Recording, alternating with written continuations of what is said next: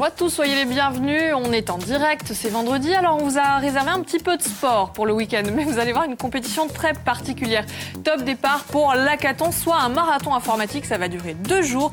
C'est organisé à l'Université de Corse et pour en parler, Graziella, Paul-Antoine et Valérie sont avec nous. Ils vont tout nous dire sur ce défi qui est lancé aux étudiants. Florian, bonjour. Bonjour. Ça va ? Ça va et vous ? C'est vendredi. Oui. Vous allez revenir sur le parcours extraordinaire d'Edward Snowden. Exactement, cet informaticien qui s'est mis dans une petite galère. Prochain défi, le dire 3 fois d'affilée, très vite. Très vite, très vite. Allez, préparez-vous. À suivre, Serge, lui, va nous emmener du côté de la baie de Saint-Florent. Il va nous faire découvrir le livret de Sandrine Marfise. Et enfin, à 13h, comment aider les oiseaux du jardin, pas les oiseaux migrateurs, mon cher Florian, à bien passer l'hiver. Réponse avec les astuces de notre expert Denis Molinas. Alors, si vous avez envie de réagir, si vous avez vos propres astuces, vous pouvez nous appeler au numéro qui s'affiche, ou alors nous écrire sur Facebook. Sur Facebook, et nous veillons. Et il y a plein de réactions. Mais plein. Alors, on ne pourra pas tout relever, mais on va essayer. On en a sélectionné quelques-unes déjà. J'ai peur avec vous. Allez, c'est parti pour la première partie d'INSEP.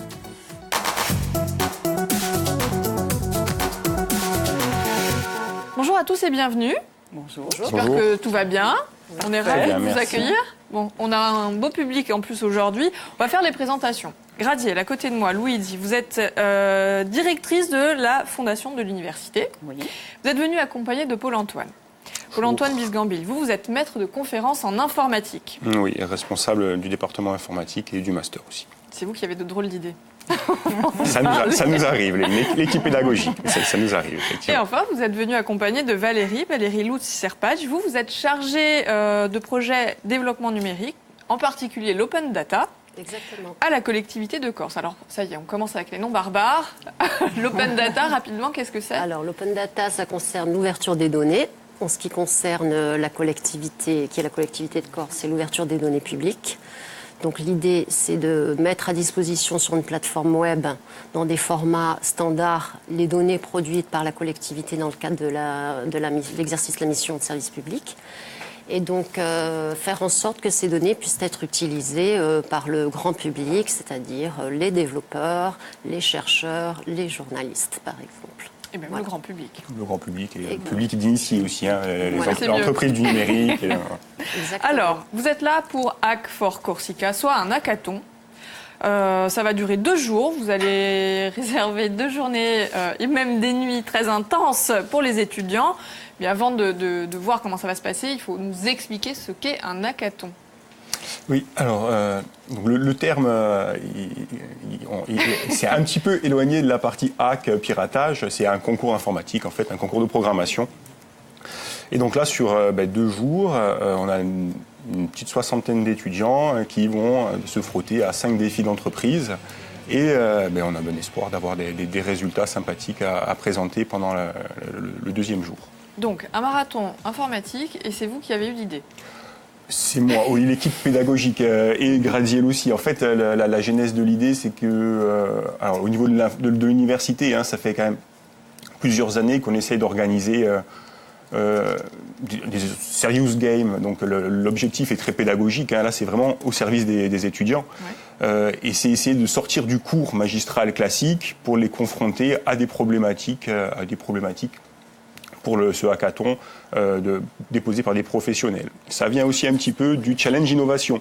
Graziella, le pôle innovation de l'université, organise depuis 4-5 ans un challenge innovation. Donc c'est un concours d'idées sur 3 jours. Ça marche très très bien. Nos étudiants y ont participé il y a 2-3 ans. Et ils avaient envie d'avoir quelque chose à peu près équivalent, mais que sur du développement. Parce qu'en fait, c'est des développeurs. Et voilà, l'idée, elle vient de là. Vous lancez l'idée et donc vous organisez. Disons qu'en fait, on a, comme le dit Paul-Antoine, en fait, on avait démarré une collaboration sur le challenge innovation, puisqu'en fait, la filière informatique s'y est associée assez tôt, quasiment depuis la 2e année. Et donc, on avait, nous, effectivement, eu l'habitude d'organiser le challenge depuis maintenant 5 ans. Ce sera la 5e année cette année. Et donc, de fait, ils nous ont fait confiance pour organiser l'hackathon, donc avec la filière info, et donc tous les étudiants, effectivement, de la filière. Voilà, aussi une organisation collégiale. Voilà. Du coup, on a la région. Alors, comment Valérie prend part à cette aventure ? Alors, en effet, on co-organise l'événement avec l'Université de Corse et la Fondation. Nous, l'idée, on avait déjà collaboré, puisqu'en 2014, la région avait déjà organisé un hackathon sur Ajaccio, et c'était les étudiants du master et de la licence qui avaient participé à cet événement, et ça s'était très bien passé d'ailleurs. Et donc là, lorsque Pôle emploi m'a sollicité pour participer à nouveau à ce type de démarche, donc j'ai été très enthousiaste à l'idée de pouvoir renouveler l'opération. Et donc nous, ce que l'on attend dans la mesure où l'open data, c'est pas une finalité en soi, justement, c'est peut-être pour nous l'occasion de montrer en quoi les données mises à disposition sur la plateforme Open Data Corsica de la région peuvent être utilisées. Et c'est aussi l'occasion donc d'illustrer le propos en montrant justement par des exemples de développement, voilà. Quelle utilité et en quoi ça peut être une façon de créer de la valeur et de la richesse, quoi. Donc, on l'a bien compris, vous organisez, vous lancez un défi aux étudiants, mais vous avez aussi demandé l'aide d'entreprises ou de start-up insulaires. Alors, comment ça se passe ? Oui, en fait, si on revient sur notre objectif principal, qui est pédagogique, c'était plus facile pour nous d'aller chercher des problématiques dans des entreprises que de les faire encore une fois travailler, on va dire, sur un peu du théorique qui émane souvent de l'université. Donc on s'est rapproché de plusieurs entreprises locales. Donc ce qui est bien, c'est qu'actuellement l'écosystème numérique en Corse marche assez bien. Ouais. Et donc on a trouvé assez rapidement 5 partenaires qui ont proposé donc 5 problématiques. 2 problématiques qu'on a réussi à rapprocher de la partie Open Data et 3 autres problématiques un peu plus éloignées. Mais en fait, si on regarde au niveau des domaines de l'informatique, on va avoir 2 défis sur du développement d'applications mobiles, 2 défis sur un peu du développement d'applications sur site internet et un défi un peu plus particulier sur de la reconnaissance d'images. Alors, on a 2 personnes dans le public qui incarnent, j'allais dire, les défis qui ont été lancés. Bonjour, mesdames. Alors, qui a lancé quel défi aux étudiants ? On se lance avec le micro, sinon ça ne marche pas.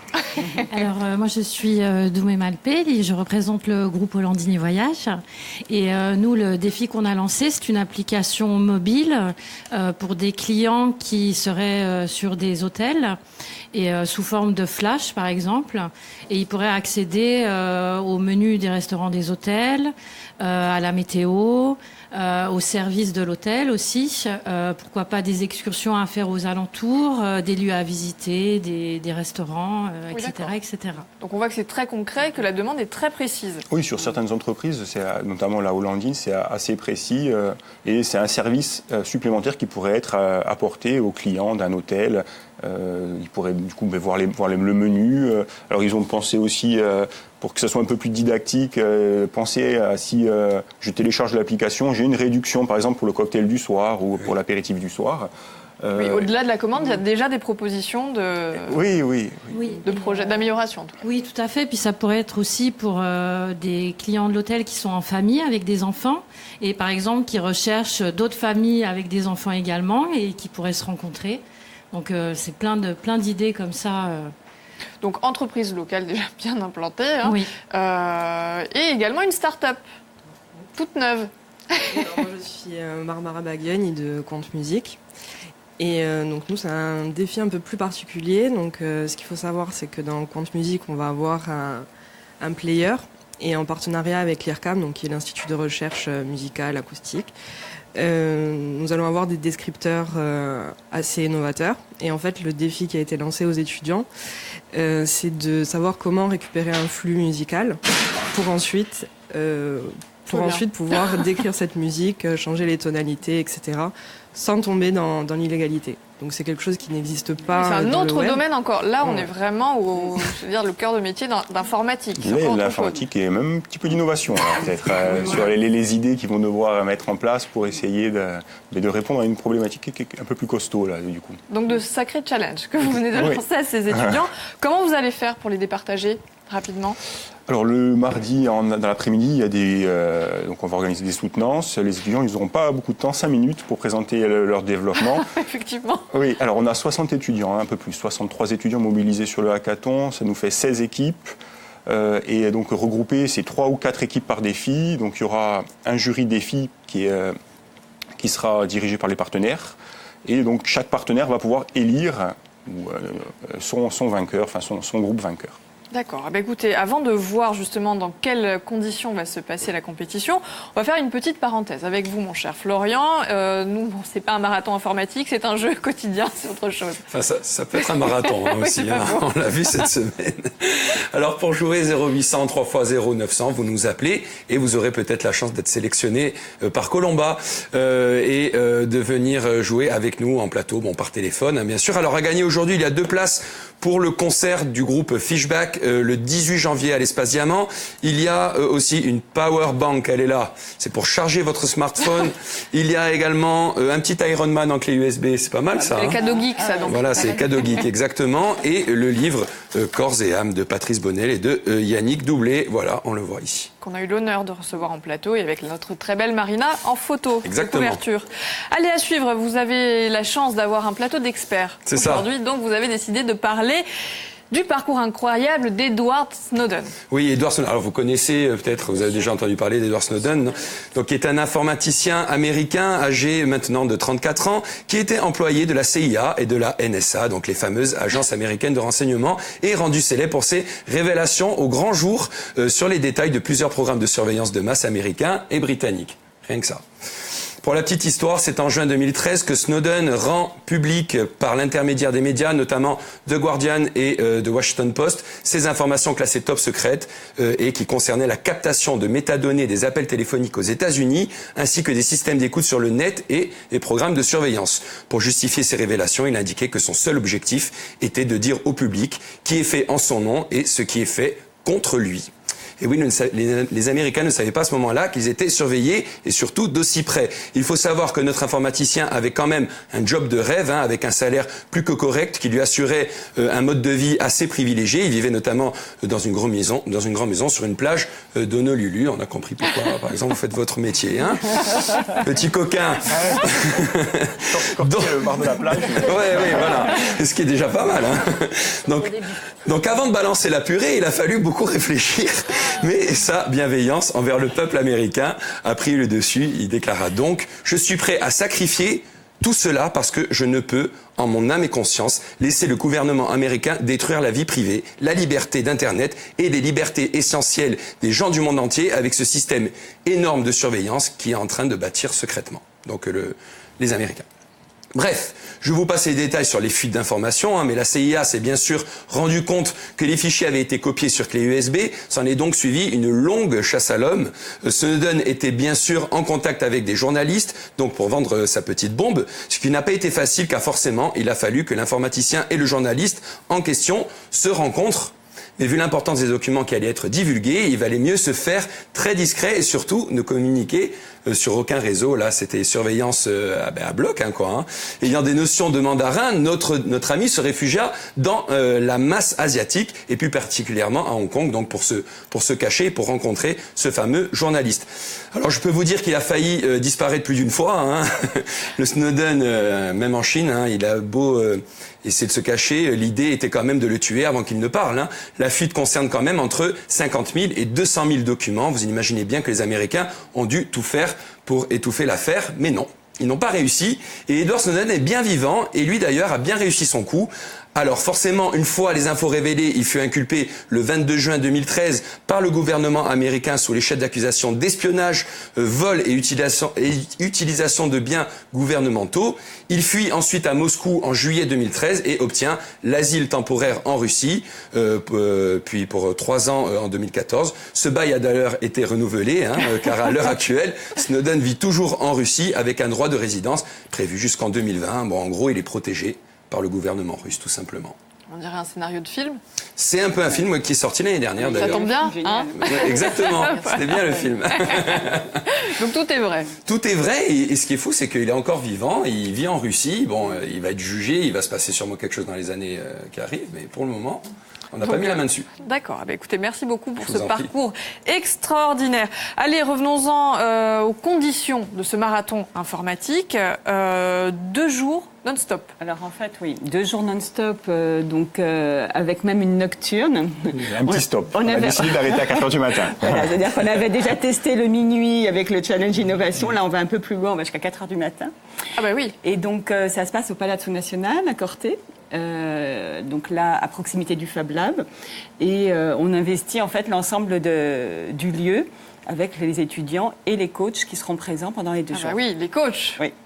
Indispensable, parce qu'il va falloir les aider à tenir, les motiver. Oui, on a parlé de défis un petit peu délicats. Il fallait de bons coachs pour pouvoir les accompagner, alors notamment techniquement, mais on a une palette de coachs avec des compétences assez variées, du management, la partie design, qui sont les création. coachs et d'ailleurs comment ça va se passer? Alors dans les coachs, effectivement, il y a à la fois des enseignants de la filière, il y a également des jeunes start-upers qui sont encore étudiants à l'université, donc au pôle Pépite, qui sont venus aussi nous rejoindre, et puis des entreprises aussi de l'écosystème numérique comme Campusplex qui nous ont aussi rejoints avec un coach qui sera présent pendant les 2 jours. Et puis tu as aussi mobilisé des indépendants, oui. comme Christian Comiti de Code for Corsica. Mais il y a Valérie par exemple qui sera experte Open Data.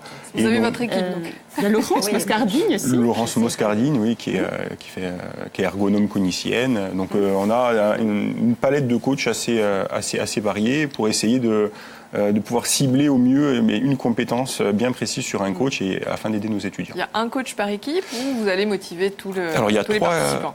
Non, donc en fait, on s'est regroupé par défis. Donc on a 5 défis d'entreprise. Donc chaque défi et donc les étudiants, donc il y a 3 groupes par défi, ont un espace réservé au Palage. Et donc il y a 3 ou 4 coachs par défi. Donc 2 coachs d'entreprise qui sont là pour vraiment apporter l'expertise de l'entreprise sur leurs attentes, et après des coachs un peu plus techniques qui peuvent être du coup des start-upers. Donc c'est fini, plus d'inscriptions? Non, pour cette fois-ci, plus d'inscriptions, c'était limité aux étudiants de la filière informatique, Bac plus 3, 4 et 5. L'année prochaine. Évidemment, vous allez participer, Florian. Donc ils ont déjà les défis, ils sont déjà en train de travailler dessus ou pas encore, surprise? Alors, travailler dessus, non, parce qu'ils sont en pleine semaine d'examen. Mais on a déjà tiré, pour faire monter un petit peu la pression au fur et à mesure, fin décembre, on a tiré au sort aléatoirement les groupes lors d'un petit apéritif. Donc ils connaissent déjà leur groupe. Il fallait un petit peu de détente parmi la pression qu'on faisait monter. Donc ils ont déjà leur affectation. Ils ont reçu cette semaine le défi sur lequel ils vont devoir travailler. Et je pense que peut-être les plus consciencieux d'entre eux vont regarder peut-être un petit peu ce week-end après avoir digéré leur semaine d'examen. Allez, on va faire une petite parenthèse, une petite pause justement avant d'enchaîner avec une petite surprise. Direction la baie de Saint-Florent, c'est Serge qui nous amène dans le livret de Sandrine Marfise. Il va nous faire découvrir son travail et surtout son excellente huile AOP. On regarde. L'olivier est l'arbre emblématique de la Méditerranée et de la Corse. Sa culture a traversé les millénaires. Aujourd'hui, dans l'île, des dizaines de producteurs perpétuent cette tradition avec un label appellation origine protégée. J'ai rencontré Sandrine Marfise qui exploite des terres familiales surplombant la baie de Saint-Florent où elle produit en petite quantité la liva marine. Une huile qui a la particularité d'être produite sur des sols calcaires et granitiques. Le foncier, j'avais la chance de pouvoir en disposer puisqu'en fait il appartient à la famille de mon mari. Et on s'est mis d'abord à greffer des arbres et puis ensuite petit à petit on a planté et on a planté sur une autre parcelle et ça a fait l'exploitation de la liva marine qu'on connaît aujourd'hui. Sur cette parcelle d'un patrimoine, j'ai 2 hectares et 300 oliviers. Je suis loin de la densité normale parce que justement on a conservé la topographie des lieux avec les coteaux greffés sur les pieds qui avaient repoussé. On a planté un petit peu de jeunes pour boucher les trous. On a vraiment conservé le lieu comme il était en fait à l'origine. En plantation, j'ai pas eu de choix. Il n'y avait pas tellement de disponibilité au niveau des variétés à l'époque. Donc j'ai planté de la Germane en bas et par contre sur la greffe, c'est ça qui est fabuleux, c'est que là pour le coup j'ai choisi effectivement d'autres variétés et il y a de la Capanache, il y a de la Sabine, il y a de la Germaine du Sud, la Lianera comme on l'appelle, mais en fait moi ça me convenait de pouvoir travailler des assemblages en fait après au moulin et d'avoir cette pâte de l'oléiculteur sur le produit fini. Après, vous utilisez la richesse, les caractéristiques, les avantages de chaque variété. Il y en a une qui a plus de fruité, il y en a une qui fait du volume, il y en a une autre qui a des arômes de fruits rouges. Il y en a une qui récolte un peu tôt, comme la Sabine, comme ce que je fais moi, donne une pointe d'amertume, mais voilà, ça tient le produit. Je ne suis pas en grande surface, je n'ai pas les volumes correspondants. J'ai une vingtaine d'épiceries en Corse, un peu dans chaque point touristique de l'île. J'ai une douzaine d'épiceries, alors souvent c'est la diaspora de Corse sur le continent. Et puis j'ai un petit réseau très intéressant aussi en Suisse, quelques magasins après en Europe, Angleterre, Luxembourg. Voilà, mais ça reste de toute façon très petit en termes d'approvisionnement. Parce que derrière, je sais que j'ai une quantité limitée, millésimée, et que je dois faire avec ça toute l'année. Sandrine, comment ça va? Bon. Tu m'amènes ma commande là?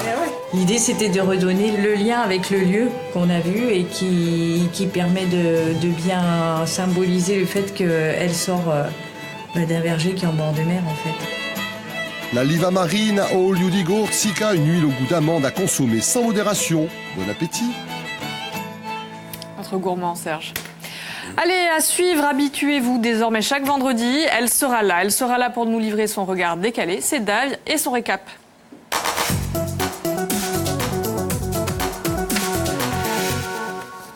Bonjour Dave. Bonjour Célia, bonjour à tous. Je suis ravie de vous retrouver et de fêter ma promotion, donc puisque je serai là tous les vendredis. Félicitations. La grande philosophe féministe spécialisée notamment dans l'existentialisme, dans la droite lignée de Sartre, a accordé une interview à notre quotidien préféré Corse Matin.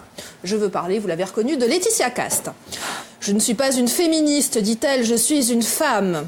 Ça ressemble à une figure de style, cette petite phrase de Laetitia Casta, mais ce n'est pas une figure de style. Les figures de style, c'est ce qu'on apprend en 4e, les métaphores, les litotes, l'allégorie, l'hyperbole, etc., etc. Mais dire « je ne suis pas une féministe », je suis une femme, c'est comme dire « Célia, je suis chauve, mais j'achète quand même du shampoing, ça sert à rien ».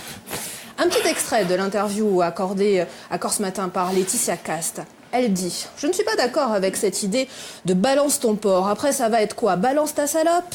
Ce n'est pas dans l'agressivité que l'on va faire avancer les choses. Ce n'est pas dans la haine de l'homme, dit-elle. » Alors, je ne vous félicite pas, Laetitia Casta. Je vois par votre réponse que vous avez séché le cours de féminisme. Ainsi, je vous conseille un petit traitement efficace. Écoutez les positions d'abord, les positions féministes de la journaliste Laura Adler. Lire ou relire peut-être la philosophe Judith Butler, mais aussi Simone de Beauvoir. Le droit pour l'avortement n'a pas été obtenu en mangeant de la guimauve, Laetitia Casta. Vous semblez confondre féminisme et haine de l'homme. Ce ne sont absolument pas des synonymes et tous les hommes ne sont pas des porcs et toutes les femmes ne souhaitent pas être harcelées, sauf peut-être Catherine Deneuve qui s'ennuie un petit peu en ce moment. Le féminisme, c'est demander l'égalité des droits entre femmes et hommes. La haine de l'homme s'appelle la misandrie, c'est comme la misogynie qui est la détestation des femmes. Et dénoncer Weinstein, c'est dénoncer la prédation sexuelle. Ce n'est pas dénoncer le mec qui va vous draguer gentiment à la machine à café. Vous étiez donc un peu hors sujet, Laetitia Casta, mais on vous pardonne car on aime bien vos photos sur Instagram. Vous craignez de voir apparaître à la suite de l'affaire Weinstein un « balance ta salope ». Moi, à la suite de votre interview, j'ai un peu peur de voir apparaître le hashtag « balance ta baoule ». Et nous refermons cette chronique avec Simone de Beauvoir qui disait « Une femme libre est exactement le contraire d'une femme légère ». Merci de votre attention, bonne journée et on se retrouve vendredi. Merci beaucoup, Dave. Vous êtes en pleine forme. Les vacances vous ont bien profité. Merci beaucoup. Allez, on referme la parenthèse, ça pique le vendredi donc.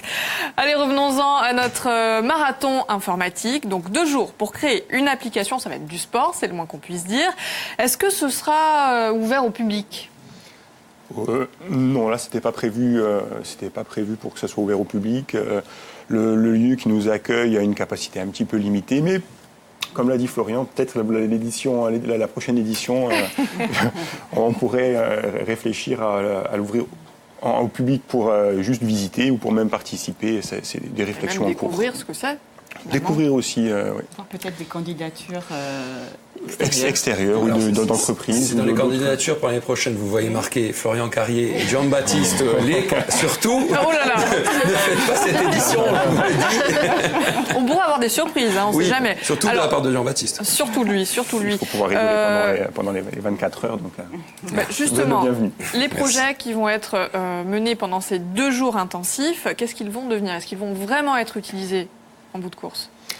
La question est un peu trop hâtive peut-être, on ne sait pas encore. Après, à voir les partenaires ce qu'ils vont vouloir faire des prototypes. Alors il faut, c'est pas beaucoup, hein, parce que c'est sur 2 jours, mais il va vraiment que 24 heures où ils vont pouvoir travailler sur le développement. Donc ils pourront ne fournir que des prototypes.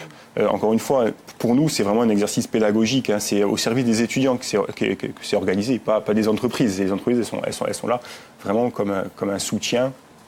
Et attention, hein, on pourrait avoir de belles surprises puisque l'exemple des likes sur Facebook, les fameux likes, c'est né lors d'un hackathon. Oui, non. Ceci dit, ça peut aussi permettre aux entreprises de faire la connaissance. Enfin, ça donne l'occasion aux étudiants de s'illustrer et pourquoi pas à l'issue intégrer une entreprise. De se faire repérer par les entreprises. C'est un objectif un peu caché d'insertion professionnelle, bien évidemment. C'est aussi l'opportunité d'une rencontre des étudiants avec les entreprises et de se bénéficier. Il peut y avoir mercato. Exactement. Après, on n'est pas à l'abri de bonnes surprises. Hein. L'université, avec le pôle Pépite, peut s'il y a accompagner la création d'une entreprise qui pourrait suivre le hackathon. C'est des choses qu'on peut espérer. En tout cas, on vous remercie d'être venu en plateau nous parler de cette compétition. Ce sera donc le 15 et le 16 janvier à l'Université de Corse. On croise les doigts, on est certain qu'il y aura de belles surprises. Vous restez avec nous, Florian. On va parler des oiseaux. Une thématique week-end. Bien sûr. Oui, mais alors pas les oiseaux migrateurs. Les oiseaux du jardin. Allez, on va vous donner des pistes pour les aider à bien passer l'hiver. Ce sera juste après le journal de Stella Ross. J'y arrive plus, moi. À tout à l'heure.